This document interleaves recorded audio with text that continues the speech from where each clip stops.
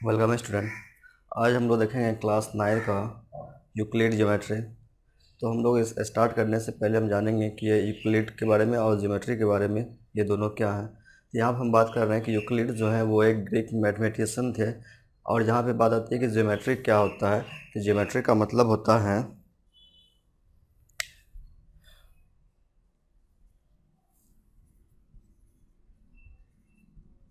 Euclid's थे वो एक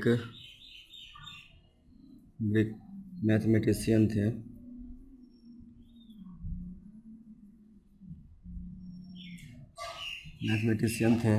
और यहाँ पे बात आ रही है कि ज्योमेट्री का जो मतलब होता है वो क्या होता है।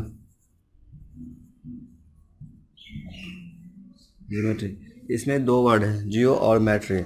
इसमें जो जियो का जो मतलब होता है, इसका मतलब होता है अर्थ, जबकि मैट्री का जो मतलब समझाया गया है कि मेज़र करना या मेज़र। यही मतलब है कि जियो मतलब ये एक ग्रीक वर्ड भी है कि ये जो ज्योमेट्रिक है वो क्या है, ग्रीक वर्ड भी है। यहाँ से जियो का मतलब होता है अर्थ और मैट्रिक का मतलब होता है क्या, मेज़र करना। अब हमें बात आती है कि ये यूक्लिड ज्योमेट्रिक में हमें पढ़ना क्या है। इसमें हमें पढ़ना है कि इसमें कुछ स्टेटमेंट दिए होते हैं, कुछ एक्सियम दिए होते हैं, कुछ पोस्टुलेट दिए होते हैं। तो इसका मतलब क्या होता है और इसका यूज कहाँ होता है, तो हम देखेंगे, एक एक करके देखेंगे कि स्टेटमेंट क्या होता है, एक्सियम क्या होता है और पोस्टुलेट क्या होता है। तो सबसे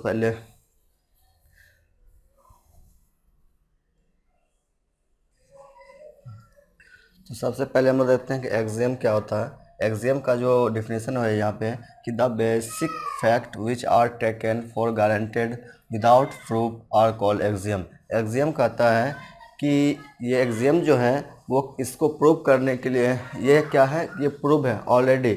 इसको प्रूव कर या इसको गारंटेड या प्रूव करने के लिए प्रूव करने की ज़रूरत नहीं है। इसलिए हम लोग एक्सियम जो होता है उसको क्या करते हैं, एक्सियम जो होता है वो क्या होता है, इसे प्रूव करने की ज़रूरत नहीं है, ऑलरेडी प्रूव्ड है। अब कैसे, अब हम यहाँ पे अगर इसका एग्जांपल दिया जाए कि क्या एक ऑब्जेक्ट कोई ग्रेटर देन क्या उसके पार्ट, जब कोई एक बड़ा ऑब्जेक्ट है और उसका कोई एक पार्ट है, तो यहाँ पे ऑलरेडी वो जो बड़ा वाला जो पार्ट है वो क्या होगा, ग्रेटर होगा कौन से, वो छोटे छोटे पार्ट से। तो ये इसका क्या एग्जांपल है। इस तरह से हम लोग प्रूव कर सकते हैं कि एक्सियम जो है उसको प्रूव करने की ज़रूरत नहीं है, वो ऑलरेडी क्या है, प्रूव्ड है।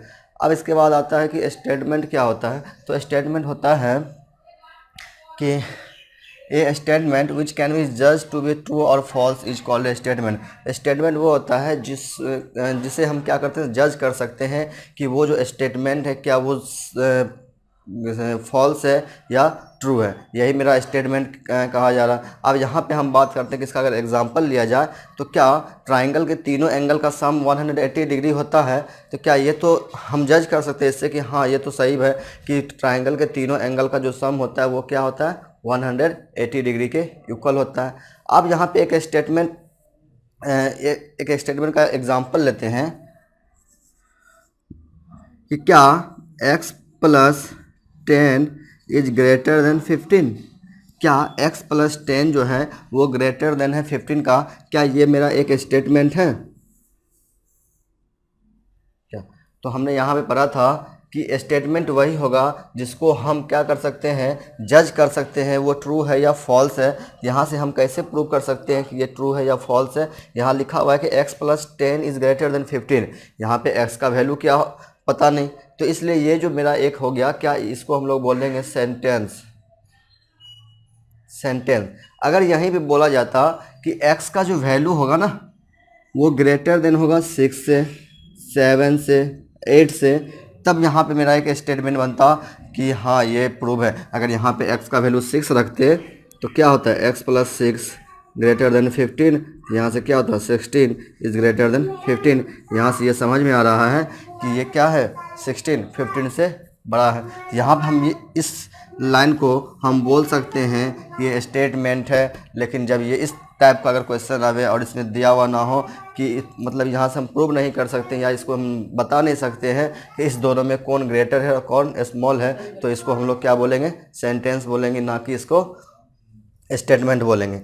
अब आती है कि अब इसमें दो बेसिक चीज़ सीखना है कि एक्सियम और एक होता है पोस्टुलेट, ये क्या होता है, और इसके जो एक्सियम जो होते हैं उसको हम लोग सिद्धांत बोलते हैं, जबकि पोस्टुलेट है वो क्या है, अवधारणाएं हैं कि ठीक है। तो अब हम लोग देखेंगे कि इस चैप्टर में जो एक्सियम है ना वो इसके साथ क्या है, 7 एग्जाम है, और ये सब कभी एग्ज़ाम में दिया भी जाता है कि आप कोई 3 स्टेटमेंट लिखें क्या एग्जाम के या पोस्टुलेट के। तो हम एक एक करके देखेंगे कि एग्जाम है क्या, और एग्जाम की जो 7 प्रॉपर्टी है वो क्या है। तो हम यहाँ पे देखते हैं एक एक करके।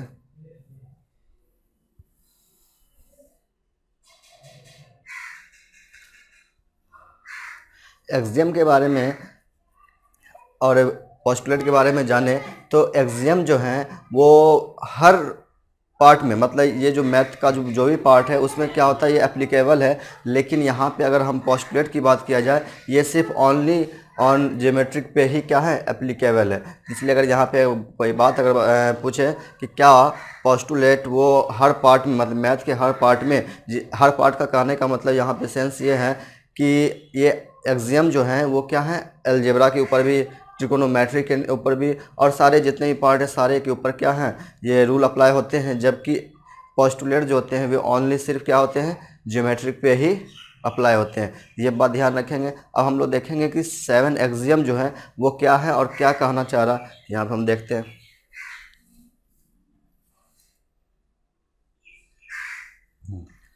फर्स्ट जो है वो मेरा बोल रहा है कि things which are equal to same things are equal to another. बोला जा रहा है कि जब कोई भी एक थिंग्स दूसरे के इक्वल हो और दूसरा भी क्या हो, तीसरे के इक्वल हो, तो क्या वो दोनों आपस में इक्वल होते हैं। इसका एक एग्जांपल लेंगे। क्या if A equal to B या C and B equal to C, अगर इसका कहने का सेंस है अगर ए सी के इक्वल हो और बी क्या हो, सी के इक्वल हो, तब क्या होता है, देन ए बराबर क्या होगा, बी होगा। अब बात आती है कि ये जो यहाँ पे लिख रखा है कि A equal to C, B equal to C, और यहाँ से जब ये दोनों इक्वल हैं तो ए इक्वल टू बी भी हो सकता है। तो अब इसका यूज कहाँ करेंगे, इसका यूज हम लोग आगे देखेंगे कि इसका यूज कहाँ करेंगे और कैसे करना है। यहाँ पे से पहले इसको पढ़ना है कि यहाँ पे 7 जो एग्जाम होते हैं वो क्या होते हैं, क्योंकि एग्ज़ाम में डायरेक्ट पूछ दिया जाता है कि 7 एग्जाम जो होता है उसमें से 3 एग्जाम लिखने के लिए। तो यहाँ से हम लोग पहले इसको समझेंगे, उसके बाद इसका अप्लाई कैसे करना है वो हम जानेंगे। तो यहाँ पे फर्स्ट बोल रहा है कि things which are equal to the same things are equal to another. बोला जा रहा है कि सेम थिंग्स अगर इक्वल है किसी के, यहाँ से सी क्या है, इक्वल है ए के, और सी यहाँ भी क्या है, बी के इक्वल है। तो इस तरह से यहाँ से समझ में आ रहा है कि यहाँ से ए और बी क्या है, वो भी दोनों इक्वल होंगे। ये रहा। अब सेकेंड क्या कर रहा है, if equal are added to equal then whole are equal. बोला जा रहा है कि जब कोई भी, इसका एग्जांपल लिया जाए कि if A equal to B, तो क्या इसमें अगर a प्लस 5 और यहाँ से b प्लस 5 करेंगे, दोनों में अगर सेम थिंग अगर ऐड किया जाए तो वो दोनों क्या होता है, इक्वल होता है। जब यहाँ से a बराबर b है तो यहाँ से a प्लस 5 और b प्लस 5 है, क्या इसका मतलब है कि ये दोनों भी क्या होंगे, इक्वल होंगे। इसका सेंस यही है। अब तीसरा क्या बोल रहा है कि if equal are subtract from equal. तो बोला जा रहा है कि जिस तरह से यहाँ पे हमने प्लस किया इस तरह से इसमें बोला जा रहा है कि क्या उसमें से माइनस करने के लिए। तो इसका एग्जांपल देखा जाए कि अगर ए इक्वल टू बी है और a माइनस 3 और b माइनस 3 किया जाए तो ये भी क्या होगा, इक्वल ही होगा। इसका सेंस यही बोल रहा है। अब हम लोग देखेंगे कि नेक्स्ट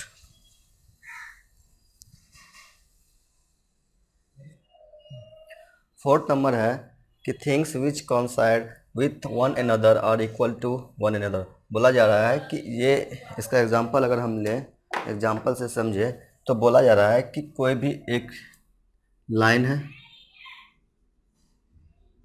मान लीजिए ये एक लाइन है, ये P, ये P और ये Q। ये क्या है, 2 लाइन है। और बोला जा रहा है कि इसी लेंथ का कोई दूसरा लाइन जो इस पे क्या करे, कंसाइड कर जाए, मतलब इसके ऊपर ओवरलैप कर जाए। मतलब अगर इसका एक पार्ट, अगर कोई भी लाइन ए बी अगर इस लाइन पे ओवरलैप कर जाए, इसका ए जो पॉइंट होगा पी के पास, और पी जब पॉइंट होगा वो क्या होगा, क्यू पे ओवरलैप कर जाए, तो वो दोनों क्या होते हैं, इक्वल होते हैं। इसका सेंस यहाँ पे यही है 4th नंबर का। अब 5 क्या बोला है कि the whole is greater than part. यहाँ तो समझ में आ रहा है कि क्या, अगर इसका एग्जाम्पल लिया जाए कि बोला जा रहा है कि होल जो है, एक पूरा जो है वो क्या, एक पार्ट से ज़्यादा होगा। जिस तरह से अगर एक यहाँ पे टंकी लिया जाए, अगर इसमें क्या है 100 लीटर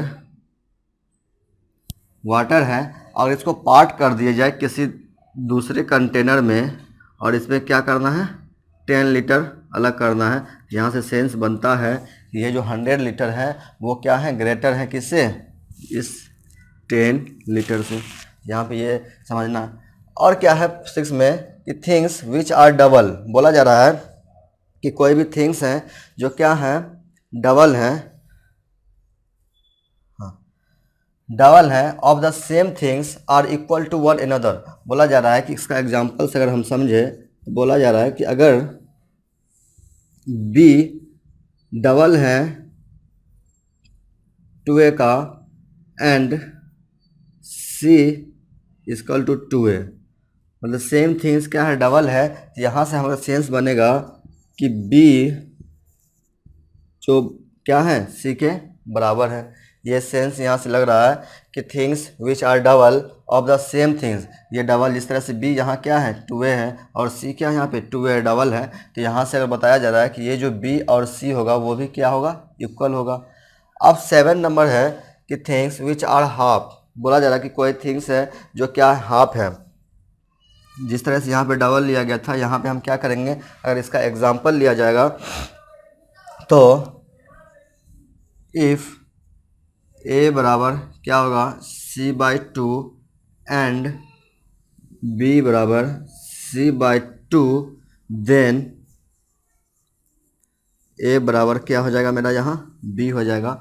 यही सेंस कह रहा है, यही क्या है 7 एक्सियम है। और बोला जा रहा है कि इसका यूज हम कैसे करेंगे, यहाँ पे हम लोग इसका यूज हम लोग जब क्वेश्चंस करेंगे तब पता चलेगा कि इसका यूज हमें कहाँ करना है। और इसमें क्या है, कुछ 5 पोस्टुलेट हैं, पहले उसको भी देख लेंगे, उसके बाद हम लोग आगे बढ़ेंगे।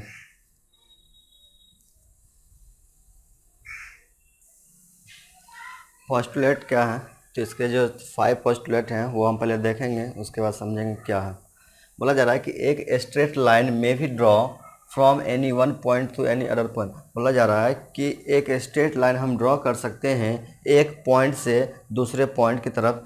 क्या होगा, इसका मतलब है, अगर यहाँ पे एग्जांपल इसका लिया जाए, अगर एक पॉइंट ये रहा और एक पॉइंट ये रहा, क्या इसके बीच में हम क्या कर सकते हैं, एक स्ट्रेट लाइन ड्रॉ कर सकते हैं? तो बिल्कुल कर सकते हैं। इस तरह से इसका क्या होगा, फिगर होगा, और यहाँ पे क्या होगा, पॉइंट होगा। तो क्या एक पॉइंट से दूसरे पॉइंट की तरह एक स्ट्रेट लाइन ड्रॉ कर सकते हैं। ये जरूरी नहीं कि दोनों क्या हो, ऐसा ही हो सकता है, ऐसा भी हो। इस तरह से इसको क्या करेंगे, मिलाएंगे तो एक स्ट्रेट लाइन ही क्या होगा, बनेगा। यही पोस्टुलेट का फर्स्ट। और दूसरा है कि एक terminated line can be produced indefinitely. बोला जा रहा है कि एक टर्मिनेटिंग लाइन, टर्मिनेटेड मतलब जहाँ से ख़त्म हो रहा है, उस लाइन को हम क्या कर सकते हैं, प्रोड्यूस कर सकते हैं। मतलब क्या, उसको और बढ़ा सकते हैं। ये डेफिनेटली हम कर सकते हैं, क्योंकि कोई भी एक टर्मिनेटिंग लाइन जो है, यहाँ पे लाइन बोला जा रहा है, तो लाइन है, तो क्या उसको हम जिस तरह से यहाँ एक क्या है लाइन है, तो इसके हम क्या कर सकते हैं, दोनों साइड क्या कर सकते हैं, एक्सटेंड कर सकते हैं, दोनों साइड इसको क्या कर सकते हैं, बढ़ा सकते हैं। यही है सेकेंड। और थर्ड क्या बोला है कि a circle can be draw with any centre and any radius. बोला जा रहा है कि एक सर्कल हम ड्रॉ कर सकते हैं एनी सेंटर और एनी एक रेडियस से। मतलब क्या कि कोई भी एक क्या हो, सेंटर ले लिया जाए और कोई भी एक रेडियस, मानो यहाँ पे 2 सेंटीमीटर का रेडियस ले लिया जाए, इससे क्या एक सर्कल ड्रॉ कर सकते हैं। तो यहाँ से हमको समझ में आ रहा है कि ये जो 2 सेंटीमीटर का जो हमने रेडियस लिया है, और यहाँ से हम क्या कर सकते हैं, और एक सेंटर है, वहाँ से हम लोग क्या कर सकते हैं, एक सर्कल ड्रॉ कर सकते हैं। इसका यही सेंस है। और फोर्थ नंबर है कि all rights angle are equal to one another. बोला जा रहा है कि क्या सभी जो राइट एंगल्स होते हैं वो इक्वल होते हैं एक दूसरे के। तो यहाँ पे अगर राइट एंगल की बात कहा जाए तो राइट एंगल के सेंस में ये पता चलता है कि राइट एंगल है तो एक दूसरे से क्या होगा, इक्वली होगा। जिससे अगर एग्जांपल देखा जाए, ये क्या है, 90 डिग्री है, और क्या बोला जा रहा है कि इस तरह से यहाँ से आएंगे, ये भी मेरा क्या होगा, 90 डिग्री ही होगा। तो यहाँ पे राइट एंगल की बात कहा गया तो राइट एंगल में क्या होता है, 90 डिग्री होता है। या इस तरह से कभी एक बना दिया जाए तो ये भी मेरा क्या होगा, 90 डिग्री ही होगा। इसका सेंस यही बनता है कि हर 90 डिग्री जो राइट एंगल होंगे वो आपस में क्या होंगे, इक्वल ही होंगे।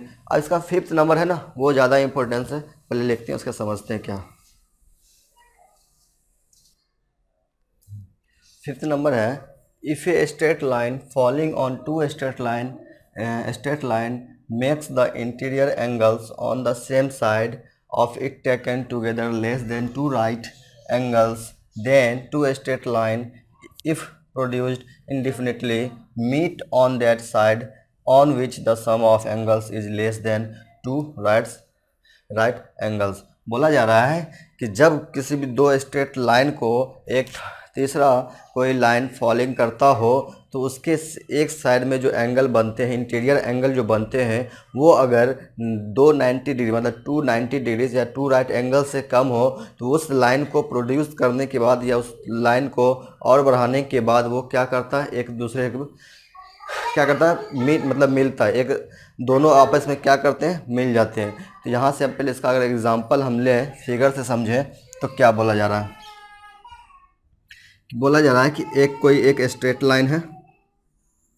इस तरह से और एक स्ट्रेट लाइन है इस तरह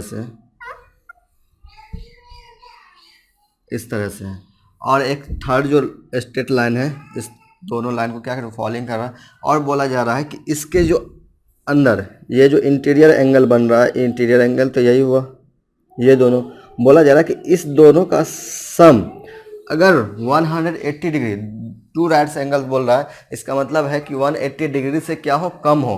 अगर ये दोनों का एंगल, अगर ये ए है और ये बी है, अगर angle A plus angle B, अगर एंगल बी एंगल सी जो है वो लेस देन होगा 180 डिग्री से, तो इस दोनों लाइन को, ये जो लाइन है इसको अगर आगे प्रोड्यूस किया जाए या बढ़ाया जाए, ये क्या करेगा, एक जगह मीट कर जाएगा। यही इसका कहने का सेंस है। इस तरह से अगर इस पार्ट का भी ले लिया जाए तो इस दोनों लाइन में अगर ये सी और ये क्या है डी, अगर इस दोनों का भी अगर वैल्यू सी और ये डी अगर लेस देन होगा 180 डिग्री से, ये क्या करेगा, आपस में एक लाइन को प्रोड्यूस करने के बाद ये क्या करेगा, एक जगह पे मीट कर जाएगा। यही है इसका फिफ्थ नंबर, ये ज़्यादा इम्पोर्टेंस रखता है। अब हम लोग आ जानते हैं इसमें कि लाइन सेगमेंट क्या होता है, लाइंस क्या होता है, ये पहले हम लोग देखते हैं। उसके बाद फिर हमको एग्जाम जो 7 एग्जाम जो पढ़े उस पर कुछ बेसिस क्वेश्चंस करेंगे और इसको कैसे अप्लाई किया जाता है ये हम देखेंगे।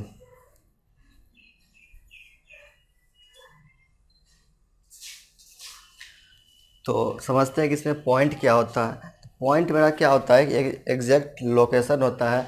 जिस तरह से यहाँ पे अगर इसका एग्जांपल दिया जाए तो ये एक कोई क्या है, पॉइंट है, इसी को हम लोग बोलते हैं क्या, एक एग्जैक्ट क्या है, एक लोकेशन है, एक या क्या पॉइंट है, इसी को हम लोग बोलते हैं पॉइंट बोलेंगे। अब आते हैं कि लाइन सेगमेंट क्या होता है, जिसके दो एंड पॉइंट होते हैं तो उसको हम लोग क्या बोलेंगे, दो एंड पॉइंट होने का मतलब है इस तरह से, इस लाइन ये क्या है, ए बी है, और यहाँ से ना इसको क्या कर सकते हैं, इस लाइन को ना प्रोड्यूस कर सकते हैं और ना ही बी लाइन को, बी को क्या कर सकते हैं, आगे कर सकते हैं। इसलिए ये जो होगा ए बी होगा क्या, इसके दो एंड पॉइंट होंगे। यहाँ से हम लोग देख रहे हैं कि ए बी में क्या है, दो एंड पॉइंट हैं, ये इसी को हम लोग बोलते हैं लाइन सेगमेंट। अब बोला जा रहा है कि रे क्या होता है, रे जिसमें एक एंड पॉइंट हो। अब यहाँ से रे है, रे का अगर परिभाषा दिया जाए, यहाँ से क्या होगा, एक पॉइंट होगा और एक तरफ क्या होगा, एरो होगा। मतलब क्या कि जो रे होगा, रे को एक साइड से क्या कर सकते हैं, आगे एक्सटेंड कर सकते हैं, जबकि लाइन सेगमेंट पे नहीं कर सकते हैं। ये आप लोग ध्यान में देंगे कि लाइन सेगमेंट रे। और अब लाइंस की बात आ गई तो लाइंस में क्या होता है कि इसमें दोनों साइड इस लाइन को क्या कर सकते हैं, दोनों साइड एक्सटेंड कर सकते हैं, मतलब दोनों साइड बढ़ा सकते हैं। जिस तरह से अगर यहाँ पे लाइन है इसको क्या कर सकते हैं, दोनों तरफ क्या कर सकते हैं, बढ़ा सकते हैं। यही मेरा लाइन होता है। और कॉलिनियर पॉइंट क्या होता है कि जब कोई लाइन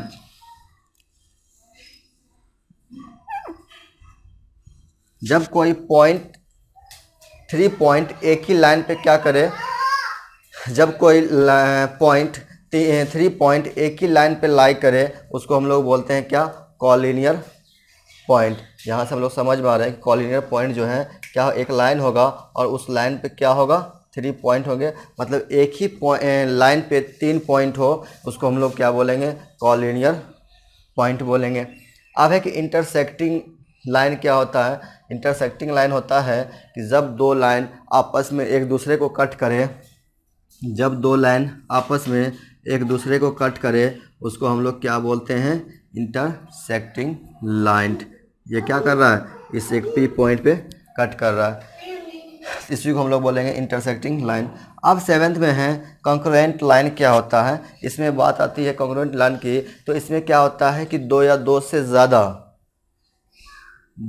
ज़्यादा इस तरह से जब कोई भी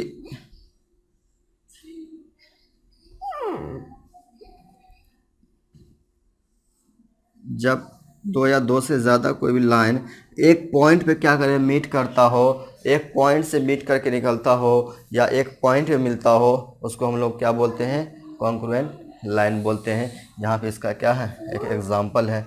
ये क्या है, ए बी है, ये सी डी, ये ई एफ, ये क्या है, जी एच। ये दो क्या है, एग्जाम्पल हैं कॉन्ग्रुएंट के। अब इसके बाद हम लोग करेंगे एक्सियम के 7 एक्सियम थे, उस पर कुछ क्वेश्चंस करेंगे जिससे यहाँ पे सेंस बनेगा कि वो जो दिया गया था उसका सेंस क्या है। तो हम लोग देखते हैं फर्स्ट क्वेश्चन क्या है।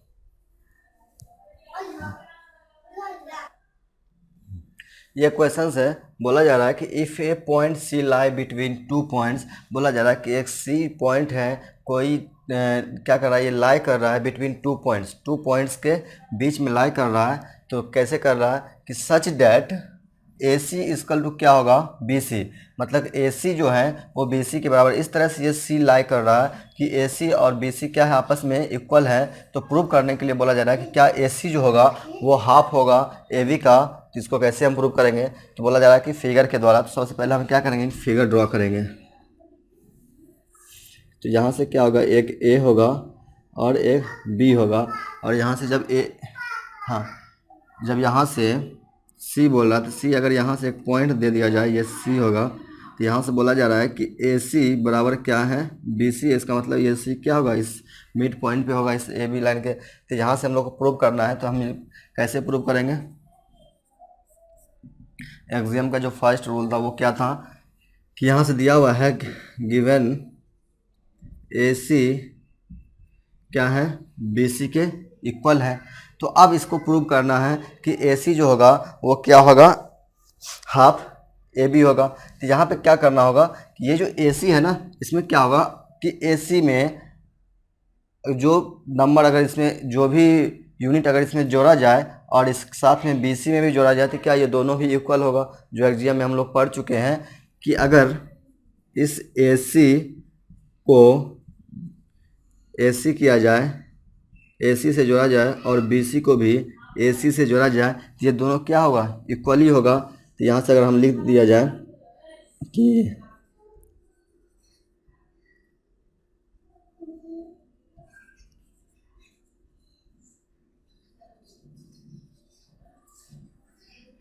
ए सी को हम लोग क्या कर दिए हैं, दोनों साइड ऐड कर दिए हैं। अब यहाँ से मेरा क्या हो जाएगा कि ए सी और ए सी क्या होगा, 2AC। और यहाँ से हम लोग को समझ में आ रहा है ये जो बी सी और यहाँ से ए सी करेंगे ये क्या हो जाएगा, ए बी के इक्वल हो जाएगा। इसलिए यहाँ से अगर हम ए सी निकालना चाहे तो यहाँ से अगर ए सी निकालना चाहे तो वो क्या होगा, 1/2 ए बी, क्या ए सी जो होगा वो क्या होगा, ए बी का हाफ होगा। यहाँ से हम लोग का क्या निकल का आया, ए बी बराबर हाफ ए बी, यहाँ से क्या होगा, ये प्रूव्ड हो गया। इस तरह से हम लोग क्या करना, वो जो एक्सियम है उसको हम लोग को यूज करना। अब हम देखते हैं अगले नेक्स्ट क्वेश्चन पे। नेक्स्ट क्वेश्चन है, if A C is equal to B D then prove that A B जो है वो सी डी के इक्वल हो। तो इसका अगर हम फिगर देखें, ये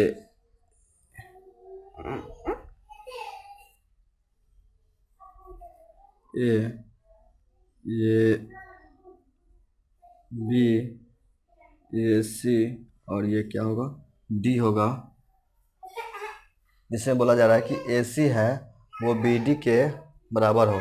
अगर यहाँ से ये ए सी बराबर होगा तो यहाँ से ये क्या होगा, बी डी बराबर होगा। तो प्रूव करना है कि ये जो होगा ए बी हो वो क्या है, सी डी के इक्वल हो। तो इसको हम कैसे प्रूव करेंगे, तो सबसे पहले यहाँ जो गिवन है कि ए सी वो क्या है, बी डी के इक्वल हो। अब यहाँ से हम समझ में आ रहा है कि ए सी, यहाँ से आ रहा है ए सी इक्वल है क्या चीज़ के, बी डी के। तो क्या इस बोला जा रहा है कि ए बी प्रूव करना है, तो ए बी प्रूव करने के लिए इस ए सी में से ये जो बी सी है वो क्या करेंगे, माइनस कर देंगे। ए सी में से बी सी माइनस कर देंगे तो क्या बचेगा, मेरा बचेगा ए बी बचेगा। और यहाँ अगर बी डी है, इस बी डी में से ये बी सी माइनस कर देंगे तो मेरा क्या बचेगा, ये सी डी बचेगा। तो यहाँ से मेरा क्या हो जाएगा, ए बी बराबर सी डी प्रूव्ड हो गया। ये एग्जाम का क्या सेकंड टर्म था कि अगर किसी भी थिंग्स में अगर माइनस करेंगे, दोनों साइड अगर माइनस करेंगे तो वो भी क्या होगा, इक्वल ही होगा। यहाँ से हमने समझ में आ गया कि ए सी में बी सी माइनस किया गया और बी डी में भी क्या किया, बी सी माइनस किया गया। यहाँ से ए बी क्या हो गया, सी डी के बराबर हो गया। अब देखते हैं नेक्स्ट क्वेश्चन। ये है कुछ ट्रू और फॉल्स। ये क्वेश्चन करना ज़रूरी नहीं है, लेकिन इस क्वेश्चन करने का मतलब है, ये क्वेश्चन करने के बाद मेरा एक सेंस बनेगा इसके ऊपर कि क्या करना है इस यूक्लिड ज्योमेट्री में। यहाँ बोला जा रहा है कि only one line can pass through a single point. बोला जा रहा है कि जब एक कोई पॉइंट हो, क्या इस पॉइंट से एक ही लाइन पास होगा, क्या एक ही लाइन पास होगा। तो यहाँ से समझ में आ रहा है कि एक पॉइंट से क्या होगा, बहुत सारे इन्फिनाइट लाइन क्या करेंगे, पास करेंगे। इसका मतलब ये जो है वो मेरा क्या है, फॉल्स हो जाएंगे। अब सेकंड है, there are an infinite number of line which pass through दो। बोला जाए कि दो पॉइंट हैं और दो पॉइंट के बीच में क्या इन्फिनाइट नंबर ऑफ लाइन पास करेंगे। इस तरह से यहाँ से हम देखें तो क्या इसके बीच से इन्फिनाइट नंबर ऑफ लाइन पास करेंगे, तो नहीं, क्या कि दो पॉइंट से एक ही लाइन क्या होगा, पास होगा। इस तरह से ये जो सेकेंड नंबर है वो भी मेरा क्या है, गलत है। थर्ड नंबर है, A terminated line can be produced indefinitely on both the side. बोला जा रहा है कि एक टर्मिनेटिंग लाइन जो है उसको क्या कर सकते हैं, दोनों साइड प्रोड्यूस कर सकते हैं, दोनों साइड एक्सटेंड कर सकते हैं। तो यहाँ से समझ में आ रहा है कि हाँ, अगर लाइन दिया हुआ है तो उस लाइन को हम क्या कर सकते हैं, दोनों साइड एक्सटेंड कर सकते हैं। इस तरह से ये मेरा क्या होगा, सही होगा। अब लास्ट क्वेश्चन है, देखते हैं क्या क्वेश्चन है। If A B is equal to X plus 3, B C is equal to 2x and A C is equal to 4x minus 5, then for what value of x, x का value क्या होगा, v lie on ए सी। बोला जा रहा है कि एक point b है वो लाई कर रहा है ए सी के बीच में। तो क्या बताइए इसमें x का वैल्यू क्या होगा। सबसे पहले हम फिगर से समझते हैं कि क्या बोला है कि b लाई कर रहा है ए सी पे। यहाँ अगर ए सी होगा, इस ए सी के बीच में क्या है कि बी लाई कर रहा है। यहाँ से मतलब यहाँ से समझ में आ रहा है कि ये जो ए सी होगा ना, ये जो ए सी होगा वो मेरा क्या होगा, A B plus B C. इस दोनों का समी तो मेरा क्या होगा, ए सी होगा। इस तरह से अगर यहाँ पर हम क्वेश्चन इस तरह से यहाँ पे हम इसको सॉल्व करें तो क्या होगा, हाँ क्या होगा, तो ए बी मेरा क्या दिया हुआ है x+3, तो x+3 + BC 2x दिया हुआ है, और AC बोल रहा है क्या 4x-5 है। इस बेसिस पे यहाँ से AB का वैल्यू, ये BC का वैल्यू, और यहाँ पे AC का वैल्यू। अब इसको सॉल्व करेंगे तो हो जाएगा 3x+3, और यहाँ हो जाएगा मेरा 4x-5। अब यहाँ से अगर हम सॉल्व करेंगे 4x-3x बराबर 5-3, और यहाँ से मेरा हो जाएगा x बराबर क्या हो जाएगा 2 हो जाएगा। इस तरह से मेरा ये क्या होगा क्वेश्चन बनेगा कि इसको किस तरह से हमें करना है। या यहाँ पे और यहाँ पे 8 हो जाएगा, ये माइनस इधर आएगा तो +5, और ये ऑलरेडी पहले से 3 है, यहाँ से 8 हो जाएगा, और यहाँ से इसका x का जो वैल्यू निकलेगा वो मेरा क्या निकलेगा 8 निकल जाएगा। इस तरह से हम लोग को क्या करना है, क्वेश्चन सॉल्व करना है। अब इसके बाद आता है कि थ्योरम क्या होता है इसमें, कि थ्योरम वो होता है जिसको हमको प्रूव करने के लिए किसी चीज़ की ज़रूरत पड़ती है। तो अब यहाँ पे हमने पढ़ा था कि एक्सियम